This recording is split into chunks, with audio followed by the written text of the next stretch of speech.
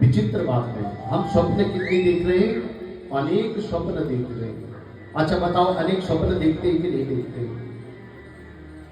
आज मकान बन गया, एसी भी लग जाता, एसी भी लग गया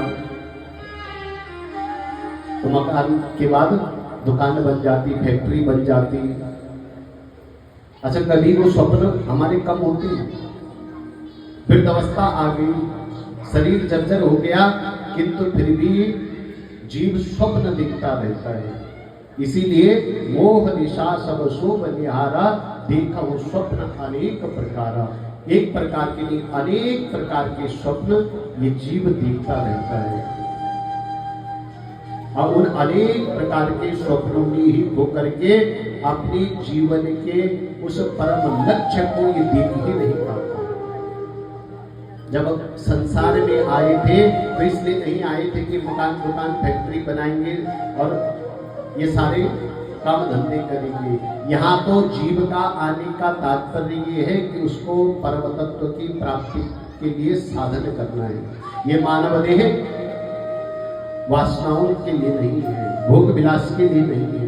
ये मानव देह प्रभु की उपासना के लिए हमें मिला हुआ है।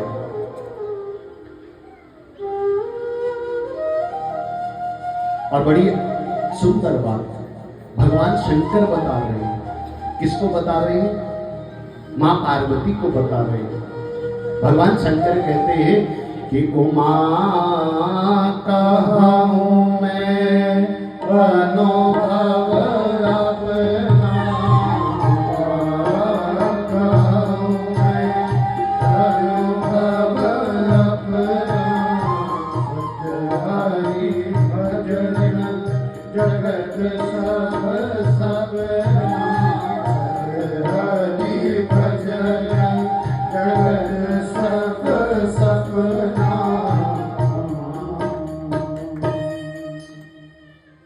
भगवान भूत भावन सदा शिव, शिव जो विश्वास के देवता है, विश्वास ही जिनका नाम है। भवानी शंकरो वंदे श्रद्धा विश्वास रूपिणो, जो विश्वास के देवता है वो भगवान भूत भावन मां भवानी पार्वती से कह रहे हैं कि उमा कहो मैं अनुभव अपना, सत हरि भजन और जगत सब सपना। ये सारा सपना है ये जगत, लेकिन सत्य क्या है? बोला हरि भजन, परमात्मा की भक्ति ही सत्य है। अच्छा ये बात कोई साधारण भी नहीं कह रहा है, साक्षात भगवान भूत भावन कह रहे हैं इस बात को। लेकिन हम तो सुनते हैं, सुन करके इधर से सुना इधर से निकाल देते हैं। अच्छा कथा सुनते सुनते कई बार मन ऐसा होता है कि ठीक है कल से हम भी बढ़िया से चलेंगे, भगवान का भजन चिंतन पूजन भी करेंगे, सत्य का पालन भी करेंगे, सब कुछ करेंगे। लेकिन घर जाते ही जैसे हम विचार करेंगे कि भाई कल से हमने इन नियमों पर रहना है, हमने सत्य का पालन करना है, तो फिर बात आ जाएगी कि नहीं तुम तो व्यापार कर रहे हो। अब व्यापार भी थोड़ा बहुत झूठ तो बोलना पड़ेगा, है अड़ोस पड़ोस में थोड़ा बहुत तो झूठ बोल के रखना पड़ेगा, और कोई रिश्तेदार आएंगे उनसे भी थोड़ा बहुत झूठ तो बोलना पड़ेगा। तो कुतर्क की कैंची हमारे वो जो भगवान के प्रति विश्वास बन रहा था उस तार को ही काटने में लग जाती है। और फिर हम अंत में क्या कहते हैं? देखो जी कलयुग है। कई लोग भूल करते हैं, अपराध करते हैं, गलतियां होती है और अंत में कह देते हैं कि कलयुग है, कलयुग में तो सब चलता है। अच्छा विचार कीजिए, अभी कलयुग को 5,500 वर्ष बीत रहे हैं, अभी तो बहुत समय शेष है। इसलिए केवल और केवल जिसने साथ जाना है वो परमात्मा की भक्ति नहीं जानना है साथ, वो उपासना साथ जाएगी। जो हम कीर्तन करेंगे, जो भजन करेंगे, जो माला का जप करेंगे, वही हमारे साथ जाने वाला है, बाकी सब यही रहने वाला है, कुछ साथ नहीं जाएगा। भार्या गृहे द्वारि जनः शमशाने देहश्चितायां परलोक मार्गे और कर्मान वो गच्छति जीव एका। वो जीव केवल और केवल अपनी कर्मों की पोटली को लेकर के हमने सत्कर्म किए हो तो हम सत्कर्म लेकर के ठाकुर के द्वार पर जाएंगे, हमने असत कर्म किए हो तो उन असत कर्मों को लेकर के हम ठाकुर के पास जाएंगे,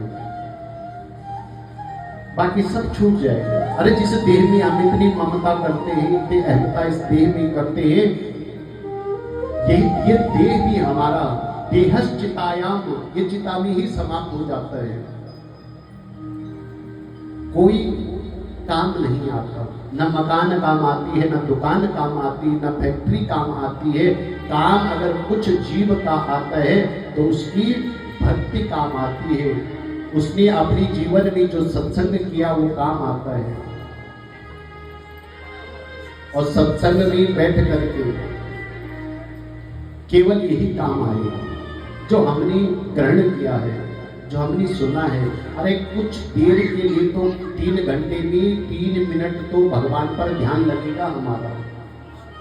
अगर 3 के 3 घंटे हमारा मन नहीं लगा तो 3 मिनट तो लगेगा।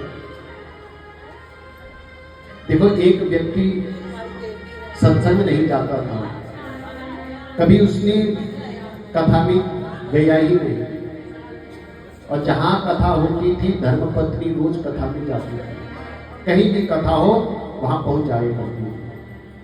तो पत्नी अपनी पतिदेव से कहने लगी कि महाराज आप भी जाया करो कथा में। अरे कथा भी जाना चाहिए, आप कथा सुनो, उसी से कल्याण होगा, क्योंकि बिना सत्संग के जीवन का कल्याण नहीं हो सकता है। प्रथम भक्ति श्रवण भक्ति है। तो महाराज आप कृपा करके आप सत्संग में जाओ। अब एक दिन वो व्यक्ति सत्संग में आ गया। अब सारे गांव वालों को पता था कि ये सत्संग में कभी जाता नहीं है। तो जैसे ही वो सत्संग में आया, अच्छा आया तो सबसे पहले आ गया। अब वहां पे जैसे ही आता है हमारे